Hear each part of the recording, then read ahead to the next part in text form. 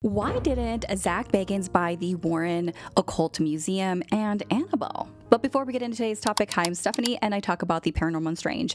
So I have been seeing so many comments online in my comment section about, well, I thought Zak would have purchased the museum. And I do have some thoughts on this, and I do think that there's a reason, and even like evidence on the Ghost Adventure show online, and even just in general, why that just doesn't make sense. So I'm going to be showing you guys a couple of clips of the interaction between Zak and Annabelle, and also Tony Spera, who is and has been the guardian and legal guardian and owner of the Annabelle doll. But just in case you are new here and you don't understand the timeline or anything like that, I have made a couple of other videos on the timeline of the museum and also the statement of the Warren grandson, and also the most recent update of who currently owns the Warren home, which is Rife and Elton Castee. But the artifacts are still owned by Judy and Tony Spera, who is the daughter and son-in-law of Ed and Lorraine Warren.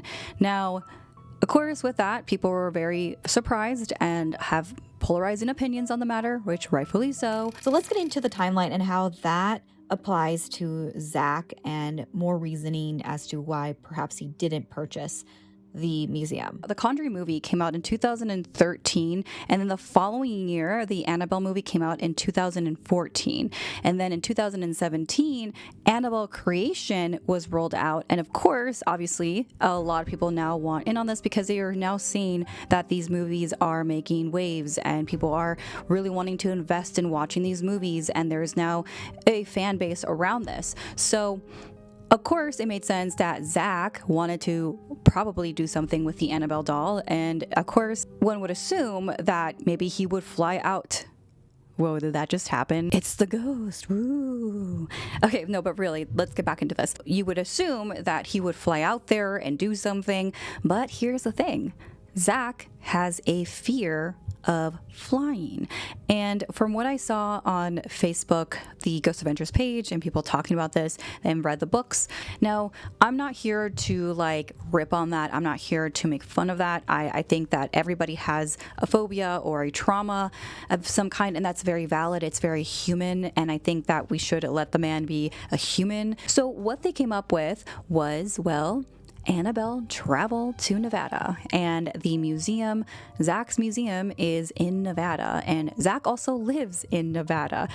And I just want you to hold on to this real quick because I'm going to point this out when I do give this criticism of like the whole logic of like, well, I thought Zak would have purchased this.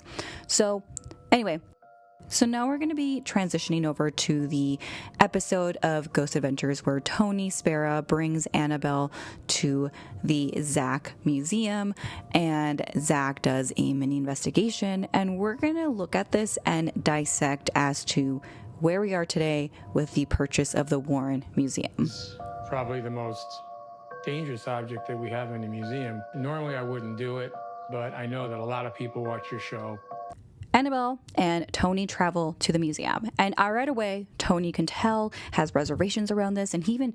We're going to talk about Annabelle and the dangers within her to show people that evil exists and evil is real. He tells Zak this. Annabelle has taken the lives of people. There's priests that don't even feel safe being around this doll, and when you do anything around her, you have to do a prayer. And he does a prayer, he does his blessing, he does his whole thing. He doesn't even handle the doll with his hands. He handles her with these gloves for a very short time. I'm not going to hold her for long. This is her. And this is where they start to conduct the investigation. But one thing to note before we get into that segment is that Zak already seemed very interested in Annabelle and wanting to get really close to her and wanting to see how far he can push the limits with the doll. Am I allowed to touch her? No. Oh, no. Don't touch her. So fast forward into the segment where they move Annabelle the doll. Now, oh my God, you had two skeletons. And the team is like pointing out that they're noticing activity through the devices. They feel like Annabelle's spirit or the demonic spirit is jumping between Annabelle and Zak and other things. And there's even orbs and all kinds of stuff in this segment. I just want to touch her so bad. No, don't touch, man.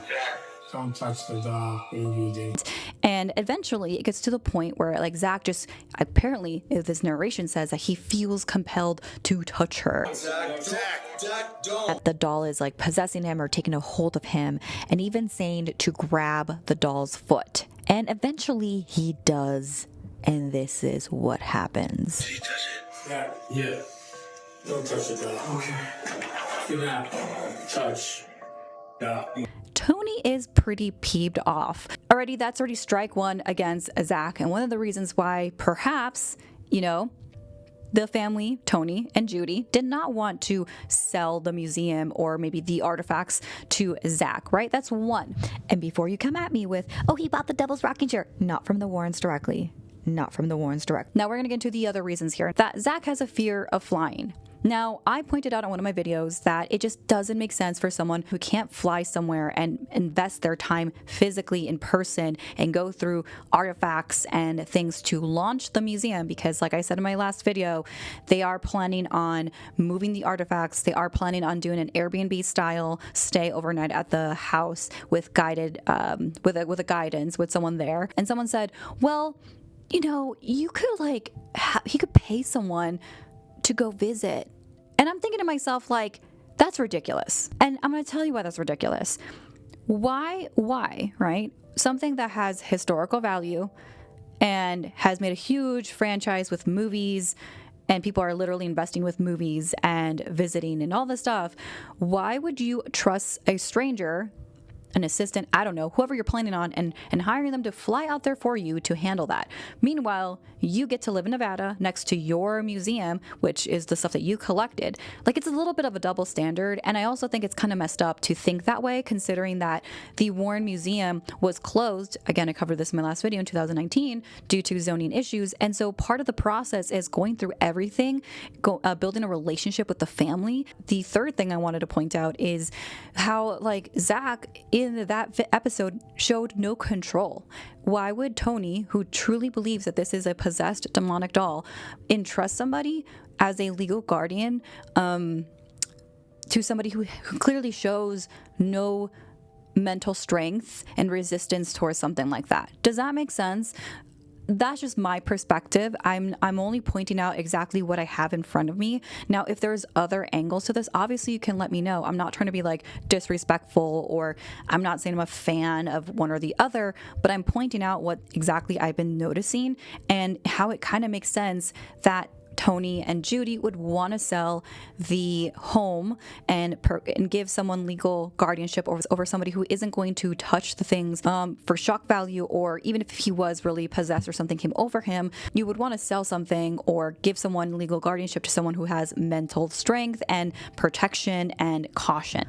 Also, I have done an investigation in a haunted doll room, so if you want to check it out, I did post it here on my community tab, so you can watch it. And until next time, you guys, remember, stay strange.